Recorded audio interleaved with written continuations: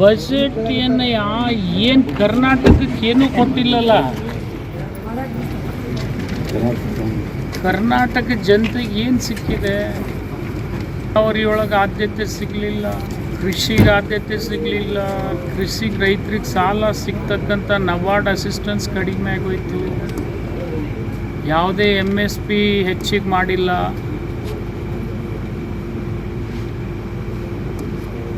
ಯಾವ ರಾಜ್ಯಗಳು ಹೆಚ್ಚಿನ ಟ್ಯಾಕ್ಸ್ ಕೊಡ್ತಾವೆ ಅವಕ್ಕೇನೂ ಉತ್ತೇಜನ ಇಲ್ಲ.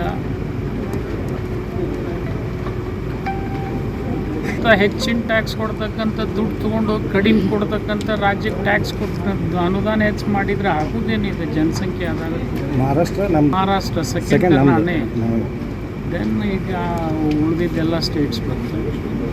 ಎಲ್ಲ ನಮ್ಮ ಪ್ರಗತಿ ಇದ್ದರೂ ಕೂಡ ಅದು ಗಣನೆಗೆ ಬರ್ತಾ ಇಲ್ಲ. ಏನು ಯಾವ ಬ್ರಾಡ್ಗೇಜಸ್ಸು ಅನೌನ್ಸ್ಮೆಂಟ್ ಇಲ್ಲ, ಯಾವ ಪೋರ್ಟ್ಸ್ ಇಲ್ಲ, ಯಾವ ಏರ್ಪೋರ್ಟ್ ಇಲ್ಲ. ಬರೀ ಟ್ಯಾಕ್ಸ್ ಕೊಡೋದು ಒಂದೇ ಕೆಲಸ ಆದರೆ ಮುಂದೆ ಏನು ಮಾಡೋದು? ಬಟ್ ಜನರಿಗೆ ಮಾಡ್ತಕ್ಕಂಥ ಅನ್ಯಾಯ ಅಷ್ಟೇ. ಆನೆಸ್ಟ್ಲಿ ಟ್ಯಾಕ್ಸ್ ಕೊಡ್ತಕ್ಕಂಥ ಸ್ಟೇಟ್ಗಳಿಗೆ ಕರ್ನಾಟಕ ಒಂದು ಬರ್ತದೆ. GST ಎಷ್ಟು ಫಾಸ್ಟ್ ಇಂಪ್ಲಿಮೆಂಟ್ ಆಗ್ಯದ ಬೇರೆ ಬೇರೆ ರಾಜ್ಯ ನೋಡಿದರೆ.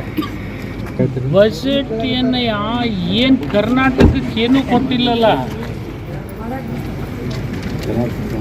ಕರ್ನಾಟಕ ಜನತೆಗೆ ಏನು ಸಿಕ್ಕಿದೆ?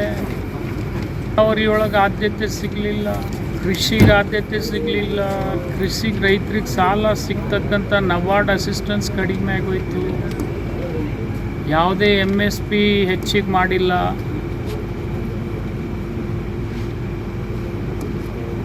ಯಾವ ರಾಜ್ಯಗಳು ಹೆಚ್ಚಿನ ಟ್ಯಾಕ್ಸ್ ಕೊಡ್ತಾವೆ ಅವಕ್ಕೇನೂ ಉತ್ತೇಜನ ಇಲ್ಲ. ಹೆಚ್ಚಿನ ಟ್ಯಾಕ್ಸ್ ಕೊಡ್ತಕ್ಕಂಥ ದುಡ್ಡು ತೊಗೊಂಡೋಗಿ ಕಡಿಮೆ ಕೊಡ್ತಕ್ಕಂಥ ರಾಜ್ಯಕ್ಕೆ ಟ್ಯಾಕ್ಸ್ ಕೊಡ್ತಕ್ಕಂಥ ಅನುದಾನ ಹೆಚ್ಚು ಮಾಡಿದರೆ ಆಗೋದೇನಿದೆ ಜನಸಂಖ್ಯೆ ಆದಾಗ.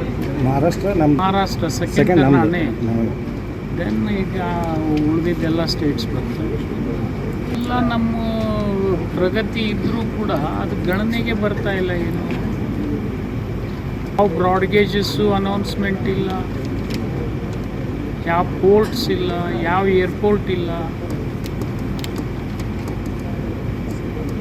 ಬರೀ ಟ್ಯಾಕ್ಸ್ ಕೊಡೋದು ಒಂದೇ ಕೆಲಸ ಆದರೆ ಮುಂದೆ ಏನು ಮಾಡೋದು?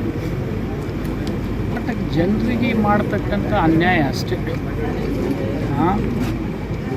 ಆನೆಸ್ಟ್ಲಿ ಟ್ಯಾಕ್ಸ್ ಕೊಡ್ತಕ್ಕಂಥ ಸ್ಟೇಟ್ಗಳಿಗೆ ಕರ್ನಾಟಕ ಒಂದು ಬರ್ತದೆ. GST ಎಷ್ಟು ಫಾಸ್ಟ್ ಇಂಪ್ಲಿಮೆಂಟ್ ಆಗ್ಯದ ಬೇರೆ ಬೇರೆ ರಾಜ್ಯ ನೋಡಿದರೆ.